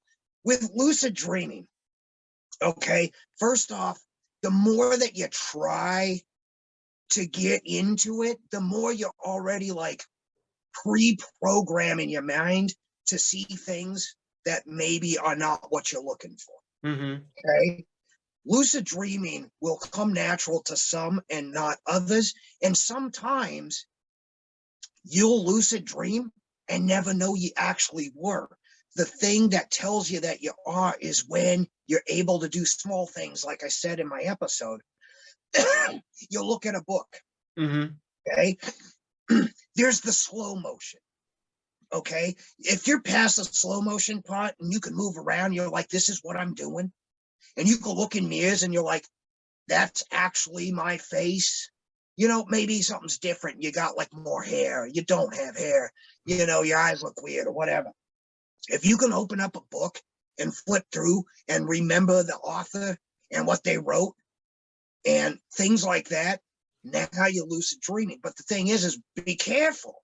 I woke up and pissed my bed, literally, because I've gotten so far into it that I didn't realize how to come back, and my body just kind of released. You know what I'm saying? Mm-hmm.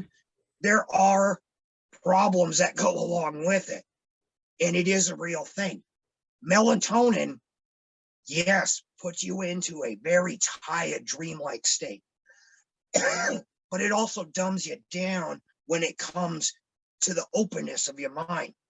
Now, I'm not going to say that I'm like some sort of hallucination guru, but once you open that door and you keep it open, it invites in many different skills that get honed over years. My suggestion, if you really want to fucking get in there and find out, don't sleep for 3 days. Seriously, don't sleep at all. Force yourself to stay awake, like Freddy, you know, Nightmare on Elm Street shit. That came from a place.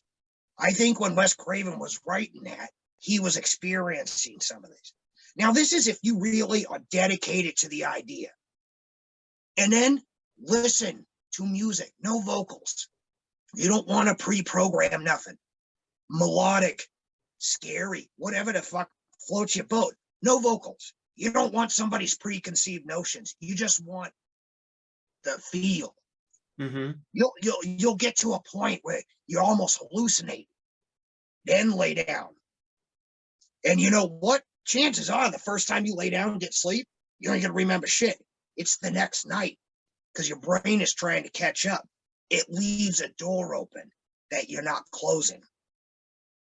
Now, another thing I said in my show was being around other people interferes with you dreaming. Okay? Mm-hmm. If your mind is open enough to pick up the signals and you guys are sleeping at the same time, you will be picking. That's where the chaos comes from. And that's where it gets all scrambled up. So first word of advice, be very careful what you ask for. You never know what you're going to get because sometimes it'll drop you places. Now, me, I used to do these experiments and I shouldn't even be talking about this. I hooked up a copper wire from my pillow with a little copper pad in my pillow, ran it through the mattress to my wife's. No electricity, nothing. Just needed a conduit. And stayed up for a couple days, lay down, went to sleep, focused in on her. Woke up. I was in her entire dream, knew everything that happened, total verbatim. She hated me from there on out. Didn't trust me anymore. She didn't know about the copper wire until she sees this. But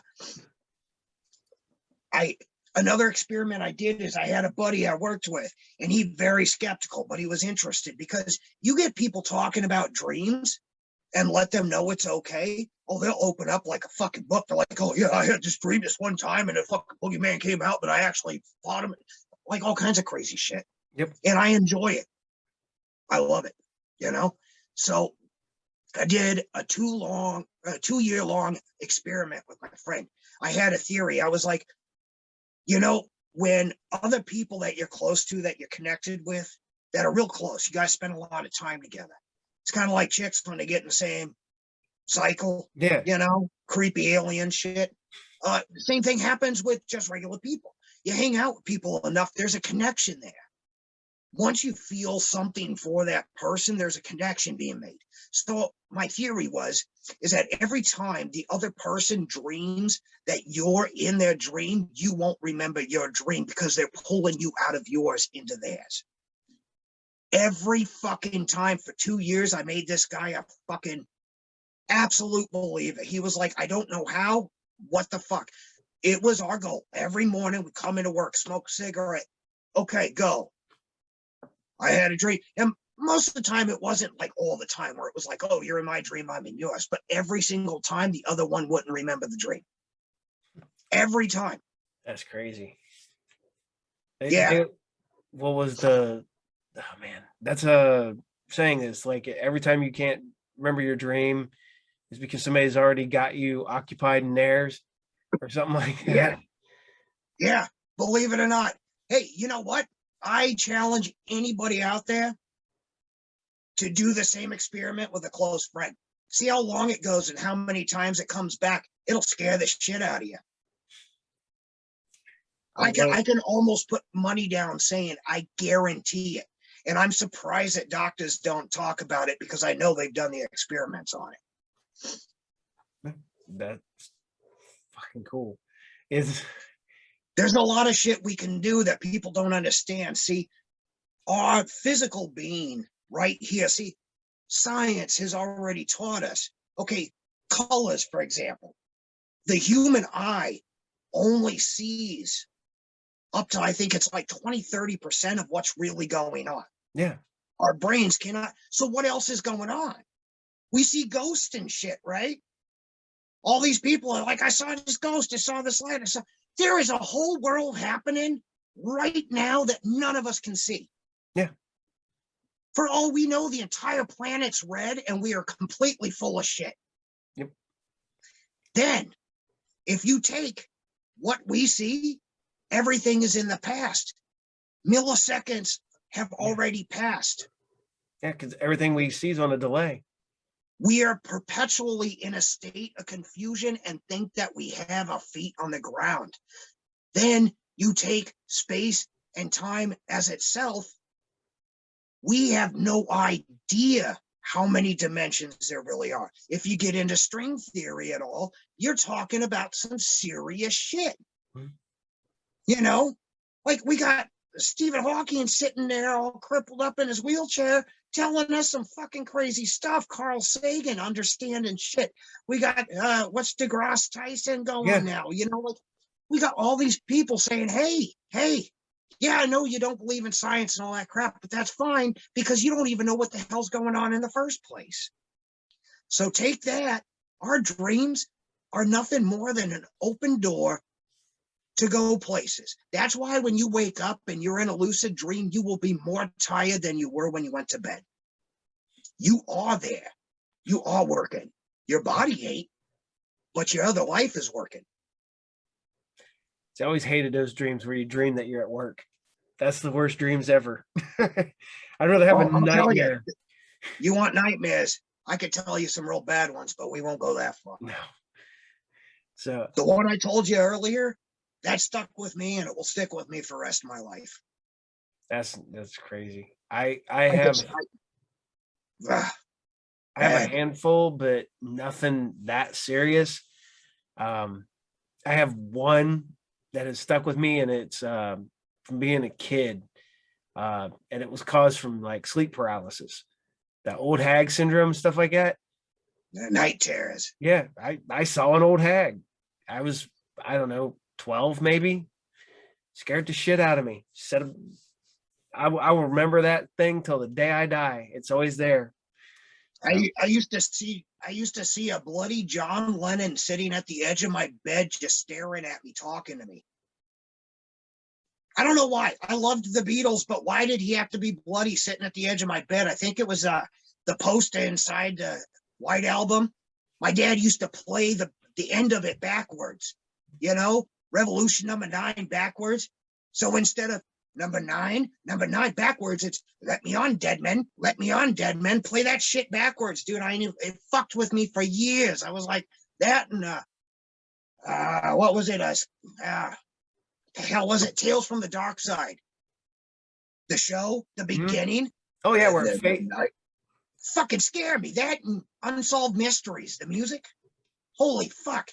Every time that guy's voice scared the shit out of me. yeah. Laying in bed scared. That's funny because that's a common fear.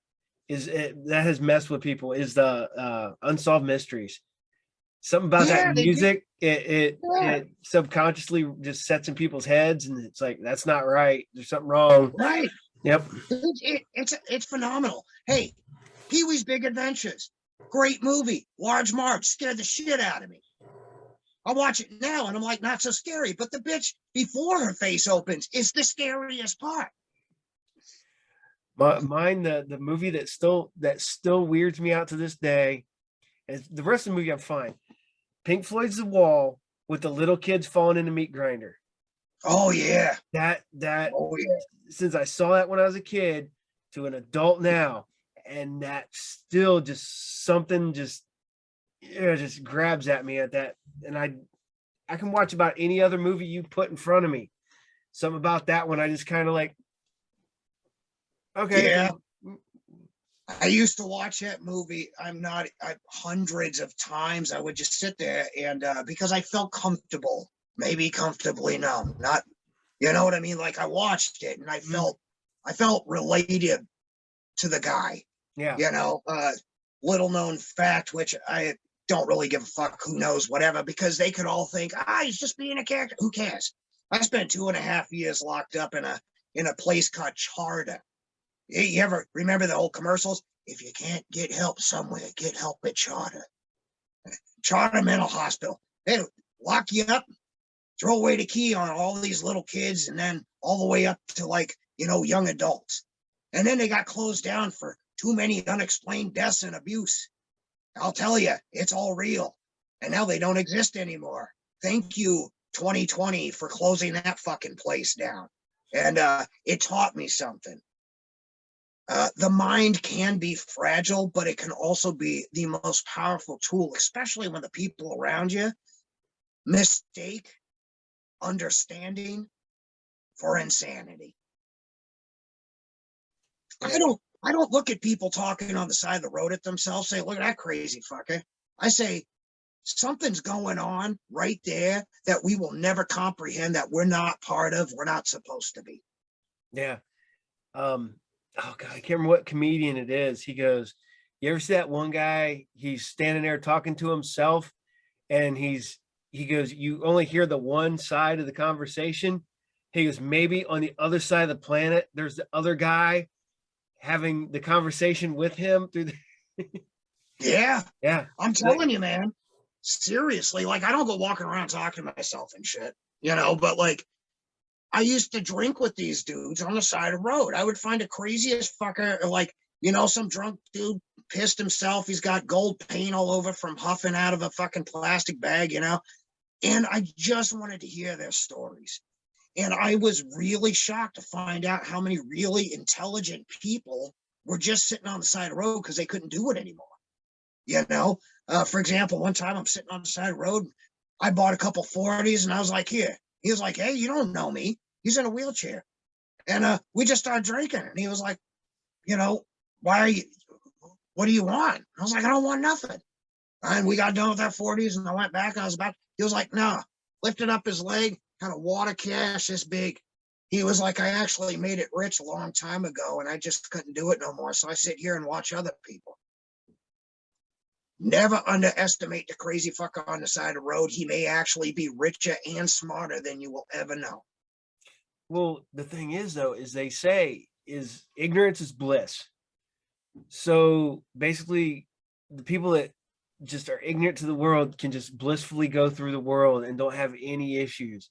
It's when you're smart enough to, or intelligent enough to really understand the shit, that's what makes stuff painful and makes people, like you always hear about these geniuses that just fucking lose it and just you know, and that's what it is. It's when you're Yeah. smart enough to realize how fucked everything is, then Yes. yeah. And So that is why there are people like myself and yourself living right now, because we realize, wow, it's all fucked up. yep, So I live in a fucking bus and you run a comic book store. yep. And, thank you very much. Thank you very much. I just want to say I appreciate you having me on your show. I Yeah, really do. I'm glad you're on the show. This has been a hell of a time, man. I just now realize we've been talking for almost 2 hours. No So shit. yeah, I just happened to glance Hey, down. I was like, fuck. that's what I mean. Is this live? No, this will be this is recorded. Yeah, there you go. And Edit the hell out of it, and I'm sure you'll get some good nuggets out of it. yeah, and the thing is though, is a lot of people like my show because they feel like this is a natural conversation. They like the way it just kind of flows and stuff. Because I mean, if you've seen any of my episodes, you've seen Oh yeah. the ones with my wife. My wife used to be what I used to joke around, the continuity person, because when we start getting way the fuck off topic, she'd be the one there going, nah, go back, go back to where you were. You were talking about this. I'm like, Yeah. go back. And people love the fact that the conversation flows naturally. Realistically, the only time I edit shows is when my youngest comes downstairs and he wants to watch TV or something. Right. I have to kind of edit him out sometime. But other than that, we just let it flow, and people, yeah, some of the episodes go long, but people seem to like them.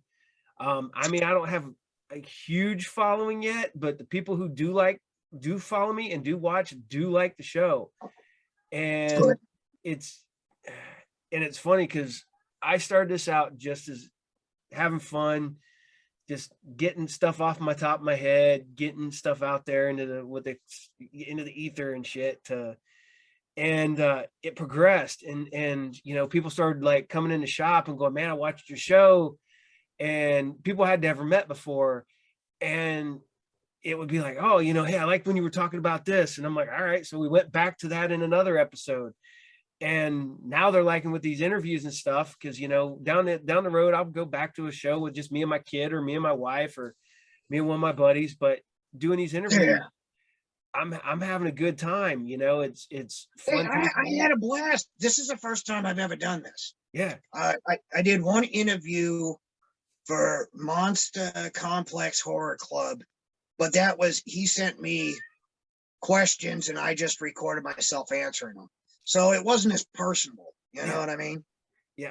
I had people ask me if that's how I did the show, and I'm like, nah. I was like, because I do not want to do a show like that, because I don't think that feels real.